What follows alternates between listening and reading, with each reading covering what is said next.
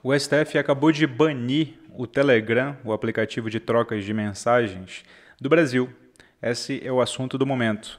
Para completar, os nossos seguidores ali no Instagram pediram que nós fizéssemos um vídeo sobre isso mais longo aqui no YouTube. O que você acha da suspensão do Telegram? Concorda que isso vai favorecer a democracia? Vamos falar sobre Telegram e democracia? Fica comigo que após a vinheta nós vamos discutir mais sobre isso.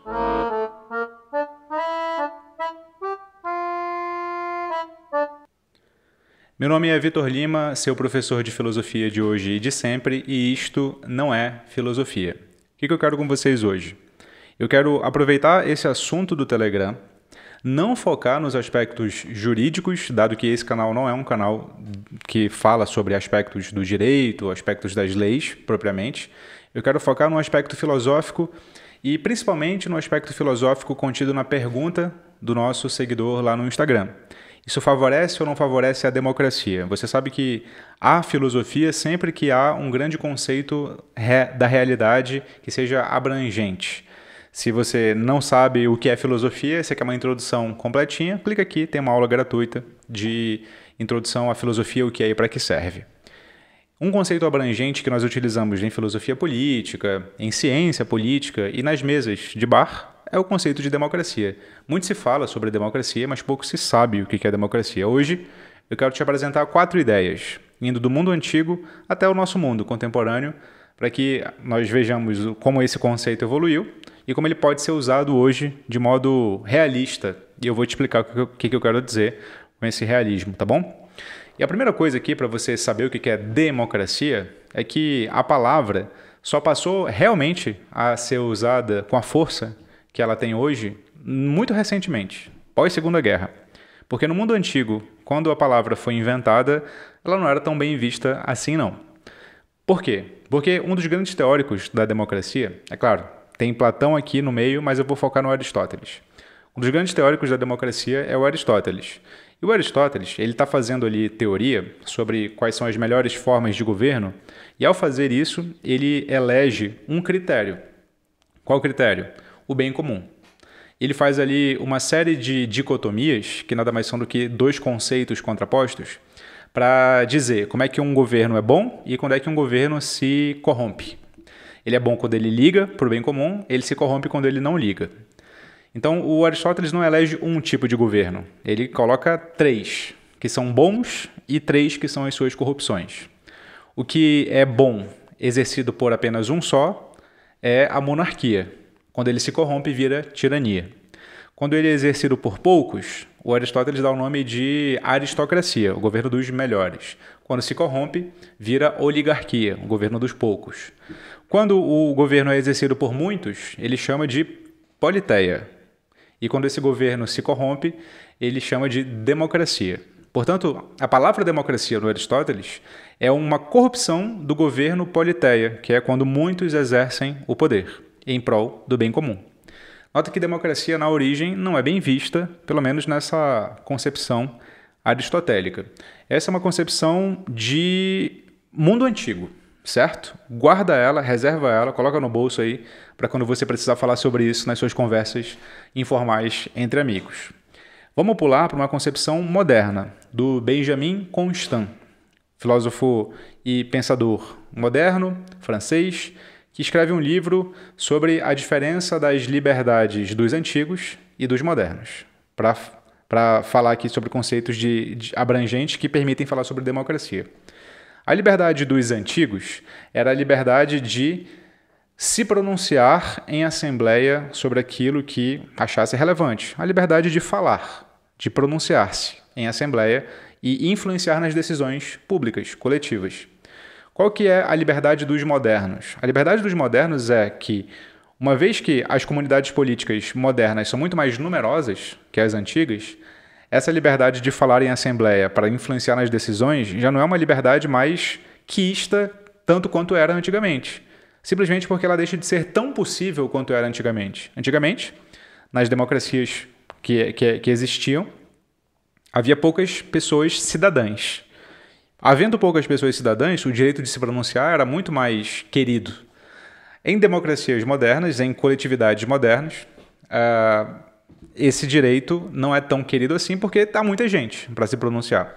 Portanto, o que passa a mais valer na modernidade não é a liberdade de se pronunciar em assembleia para influenciar as decisões, mas são os direitos individuais. O que são os direitos individuais?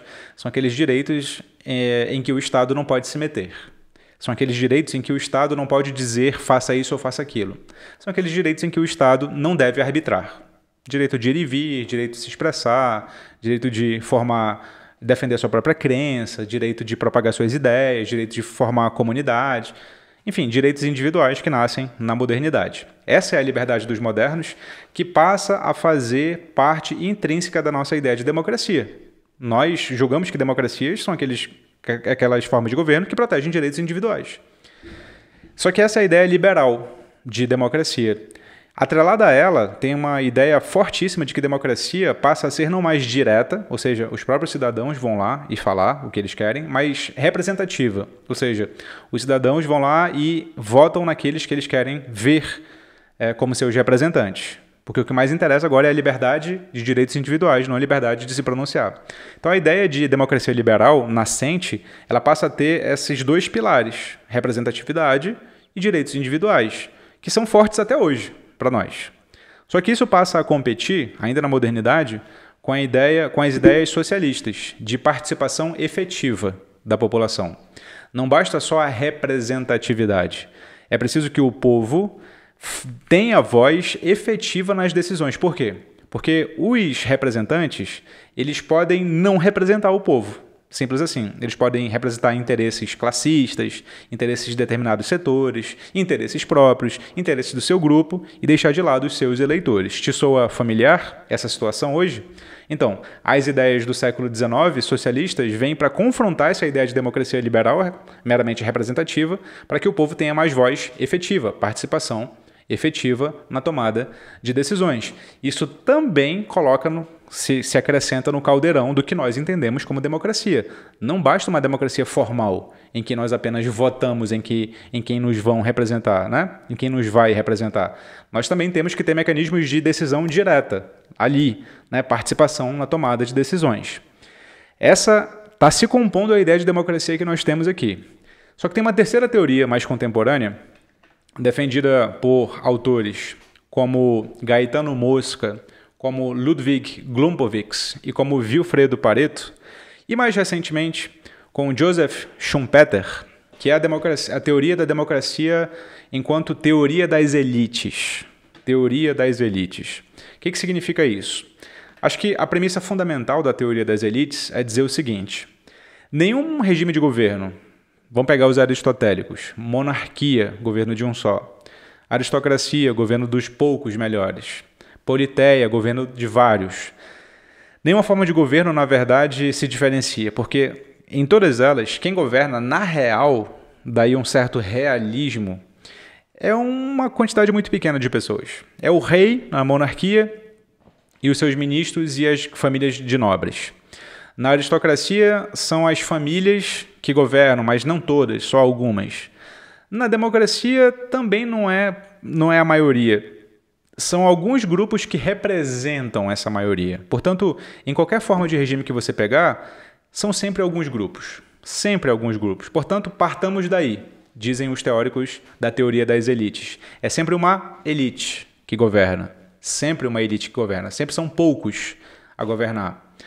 Agora, isso não significa que nós precisamos abrir mão da teoria da democracia como um todo. Nós só temos que adequá-la a essa base fundamental da realidade. Como é que nós adequamos? Como é que nós fazemos o melhor regime democrático possível? Tem 3 regras da teoria das elites aqui.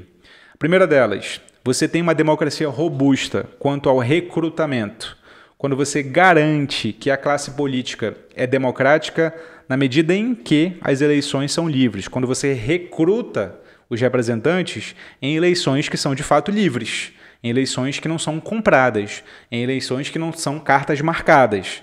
Então, beleza, essa é uma maneira, é um dos pilares de você garantir democracias, mesmo sabendo que, no final das contas, sempre são grupos pequenos que chegam ao poder. 2. Quanto à extensão, ou seja, você garante que democracias são robustas quando você garante que Os grupos políticos são de fato numerosos, ou seja, se só tiver um grupo e 2 no máximo, raramente esses grupos vão se opor muito. Raramente esses grupos vão ser um antagonista do outro, de verdade. Porque eles vão tender a fazer conchavos, a acordos, de modo que eles não vão se diferenciar muito.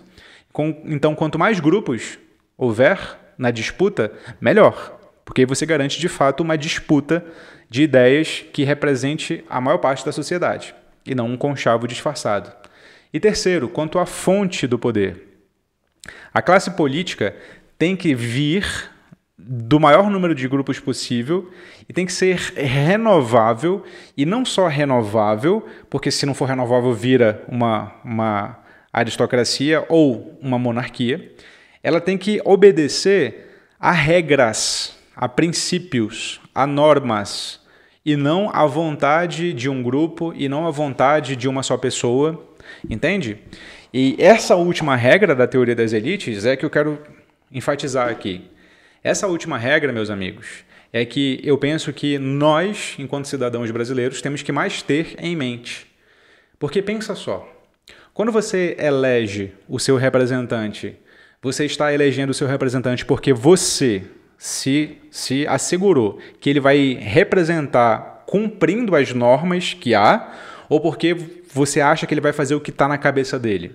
Quando você elege o seu representante, você está elegendo alguém que é muito carismático, que você acha que vai resolver a realidade, ou você está elegendo esse representante porque você acha que ele é o mais preparado para manter as regras como elas estão, garantindo a participação da maior quantidade de pessoas possível e vai manter a estabilidade das instituições. Veja, tem alguma coisa de errado quando você quer, a cada eleição, eleger um salvador da pátria.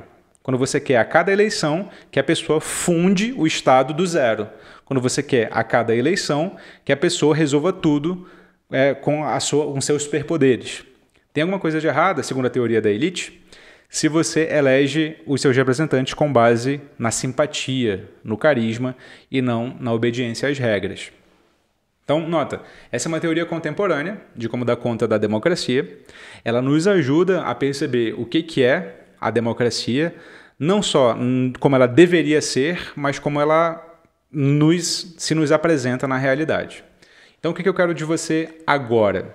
Agora eu quero de você o seguinte, coloca aqui nos comentários se você acha que a decisão do STF fere ou não fere a democracia a partir do que você apresentou, do que eu apresentei aqui de democracia para você, mas não se esqueça de uma coisa. Você pode concordar, você pode discordar de mim, mas sempre justifica, porque o que diferencia você de quem meramente vomita a opinião é que você se esforça para pensar e justificar os seus pensamentos, porque não se esquece, em nenhuma hipótese, você é o que pensa.